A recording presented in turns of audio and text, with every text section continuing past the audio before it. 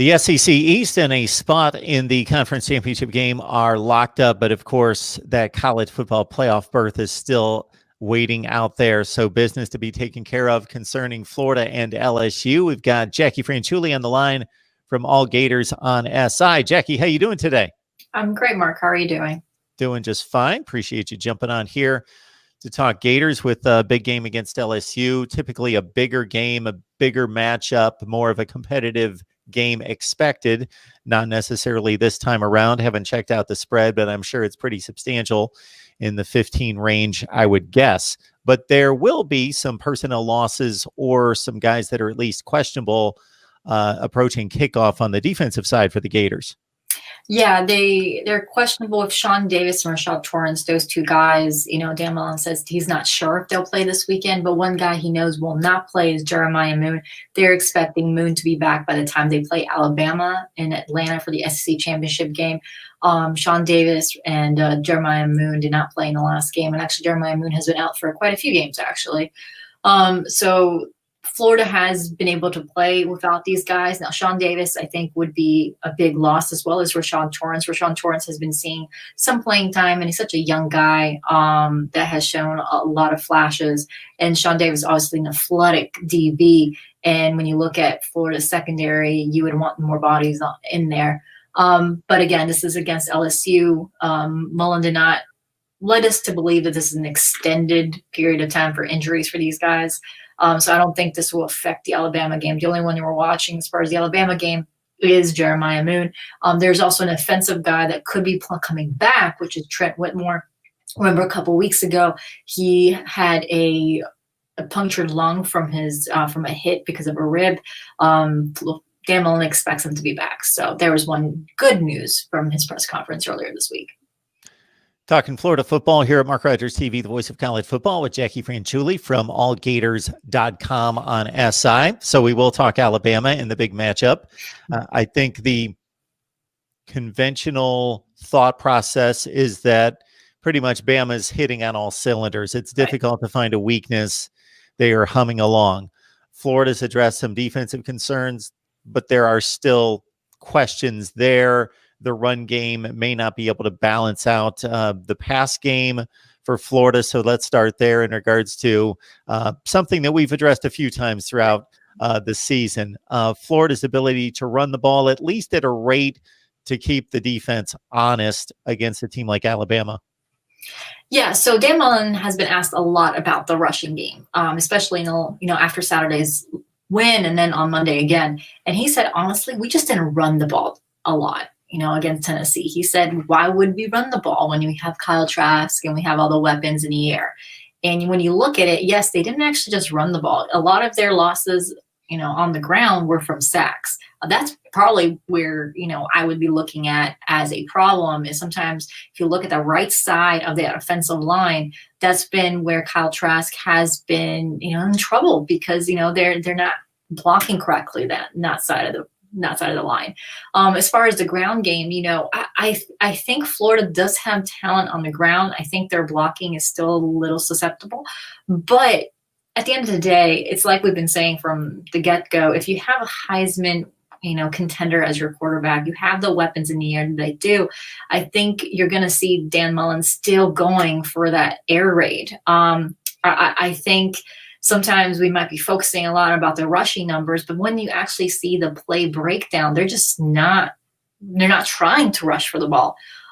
So I want to say that, again, I don't think this team is balanced on the ground. I would be lying if I thought that, but I think the numbers might be not completely telling us the whole story just because of the way the play breakdown is between Brian Johnson and Dan Mullen. They are calling more pass plays. And then there are times where I question some of the decisions they might run, like, having Kyle Trask run in some moments where you think, why did you put Emery Jones in? Emery Jones obviously is a more gifted runner than Kyle Trask is under center. So that is something that maybe we see more in Alabama. We haven't seen the two quarterback system a lot this year by Florida.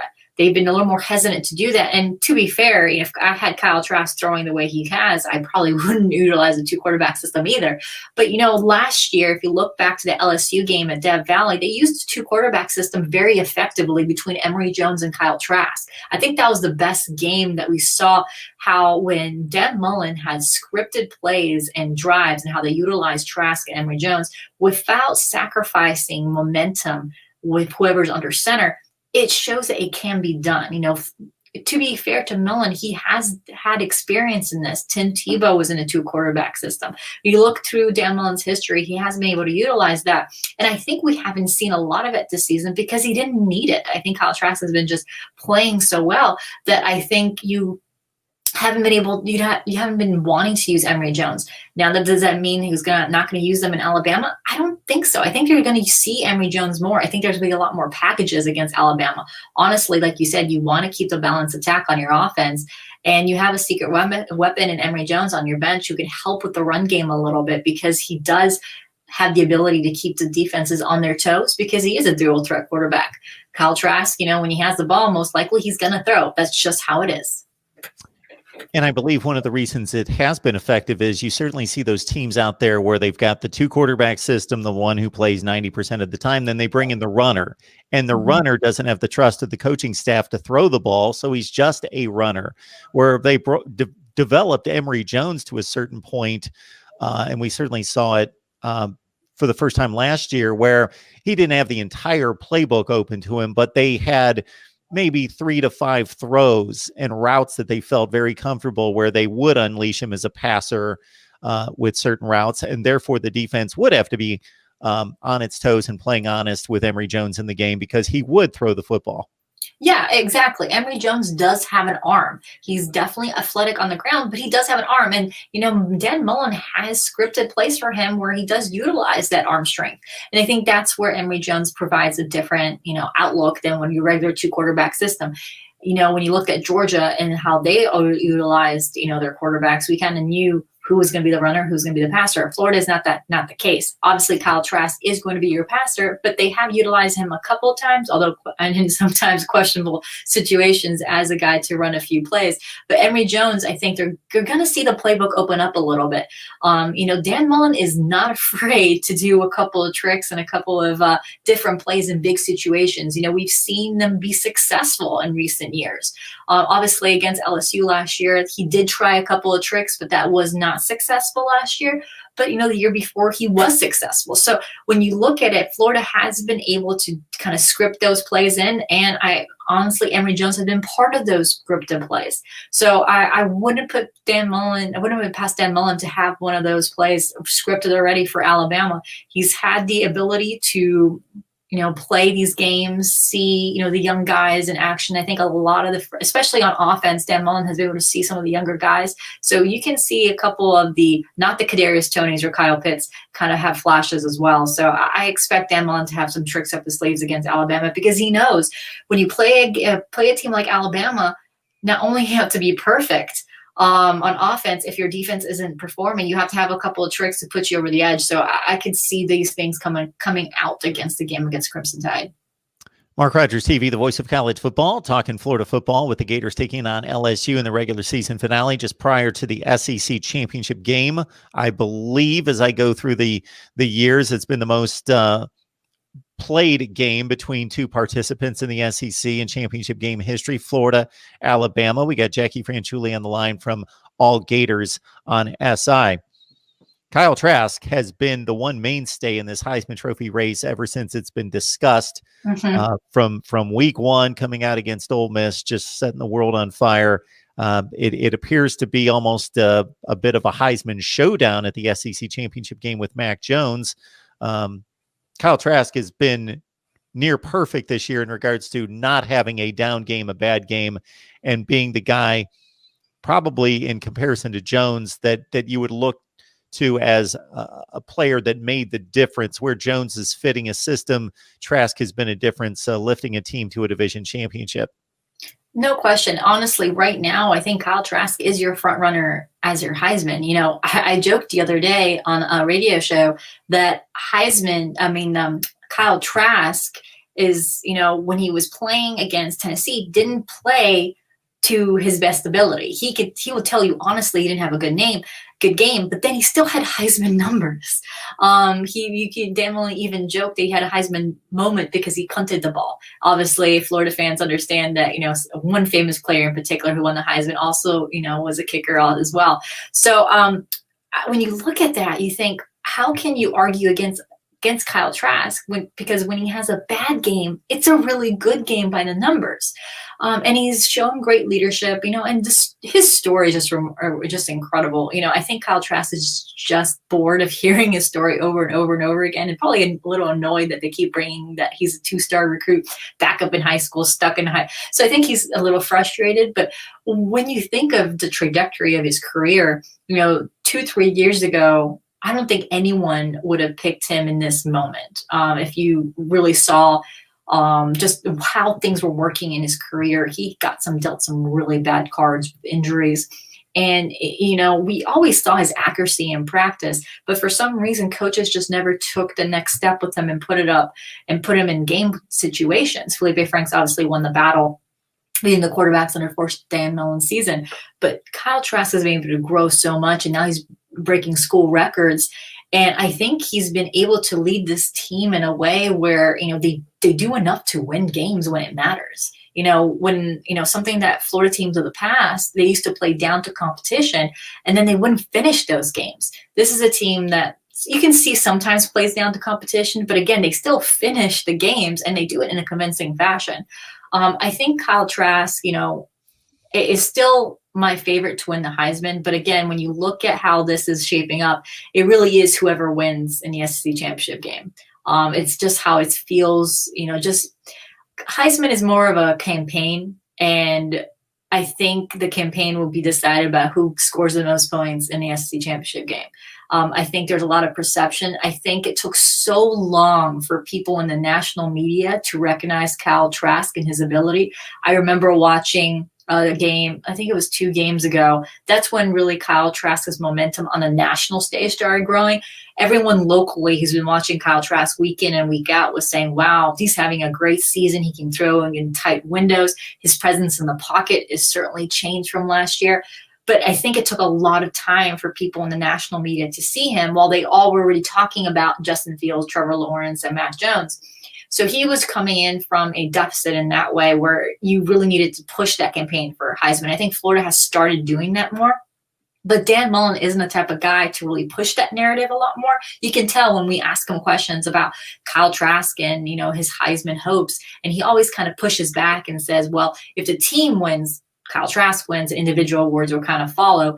So when other coaches might have a little bit more of a hand in those type of discussions where they might talk about why they think they could win a Heisman, that's not Dan Mullen's style. So that might be a detriment down the line to, the Heisman campaign. But again, if Kyle Trask and Florida beat Mac Jones in Alabama, you can't argue against that. But if just looking at numbers and what Kyle Trask has been able to do, I would give the Heisman to Kyle Trask just because watching him, watching his story, watching what message he sends to college athletes is just a remarkable thing to see. Yeah, I think a victory on the field in Atlanta definitely wins a Heisman for Kyle Trask. Now, if a close loss in which he plays an extremely great game, I think it'll be interesting to see how the votes handled. Yeah. I would certainly still cast my vote in Kyle Trask's favor under those circumstances. 38 touchdowns, 3 picks, 71% complete. School record, tied a school record with those amount of touchdowns. And there's still games to go. That would be held by another Heisman Trophy winner, I would guess. Yes. Okay. All right. From 2007. All right. Got Jackie Franchuli on the line talking Gators. You can catch her on allgators.com. I just texted out the point spread as well for the LSU game. You don't see this very often in this series. 22.5 right now, which is a bit higher than I expected just because I'm thinking back to like the Tennessee game was more in the 15 to 16 range and thought LSU was in that same category as a Tennessee. But of course, if you look at recruiting rankings, you look at the rosters, the talent on the field is very comparable, but it's just a situation where you've got a team that's put it all together this year under a Heisman Trophy winning or contending quarterback versus a team that's a bit dysfunctional. It's kind of lost its way and just lost all those key pieces from last season. So from a talent perspective, an upset is not out of consideration, but just these teams are just in completely different places right now. Yeah, and I think it's just also 2020 affected LSU a little bit more just because, like you said, they missed a lot of, key pieces from last year's winning team. When you look at it, they had to pretty much organize a whole new offense under a whole new offensive coach. And it just takes time. They need a spring football season to really help that out. They missed out on spring practice. When you look at Florida coming into 2020, I always felt that this was Florida's year. They returned so many veterans on both sides of the ball, specifically on the offense. A lot of those guys that we're talking about had been under Dan Mullen's system for years. Look at Kyle Trask. He's been at Florida when Florida went 4-7. He's been at Florida for a while. He's also been playing with some of these guys for years. So I think when you look at Florida, they just were more prepared for 2020 because they already had chemistry built in. LSU did not have that chemistry. I think the only thing that Florida, obviously, I don't think this is a concern for the LSU game. This is more for Alabama, is just shoring things up on the defensive side of the ball. And I think that is the part where you're still having a question mark with Florida, because obviously you're also looking ahead to the college football playoffs. They're still ranked at number 6 there. You're still looking at that defense thinking, how is this going to play out against Alabama? Against LSU, they'll be fine because LSU's offense is not firing at all cylinders. They're going to struggle against this Florida defense. Zach Carter is going to bring the pass rush. He's been a force this year. Ventrell Miller had a great game last week, and I think Florida has enough to defeat LSU. When you look at Alabama, it's a different story. They've got incredible wide receivers. They're going to attack that secondary who has not had a great season. They've had flashes of good moments, but not consistent enough throughout the year. So I think that's a big question with Florida this year. They had so much expectation this year. But when I say 2020 benefited Florida against many teams because they did return a lot of veterans, at the same time, their defense has struggled because they did not have that spring season. And the fall camp was a little bit shorter, which didn't allow them to do a couple of those, hard-hitting contact practices, which you can see that Florida's defense has suffered because that most defenses in the country have suffered to this. We've been seeing higher numbers in the offense. I'm joking several times the SEC turned into the Big 12 for some of the scores that we've been seeing. So that's the one question mark I have with Florida. Again, I know we're brushing aside LSU, but when you look at them, it's just, if you looked at LSU games, you don't see where Florida can struggle with them, especially when you put how that LSU offense has been playing and how Florida's offense has been playing on a bad day. It's just the matchups aren't there in LSU's favor. So, but when you look at Alabama, that's the game where I was a little shocked that Alabama became a 14-point favorite. I think it was released yesterday. That was a little shocking to me. I expect Alabama to be a favorite, and right now I do kind of lean towards Alabama a little bit early on here, but I didn't expect a 14-point favorite. Jackie, I'm going to latch on to one comment that you made during your last explanation there, and that's everything coming together for Florida here in 2020, considering Georgia owned the division for 3 consecutive years. There was a decided, I won't say significant, talent gap.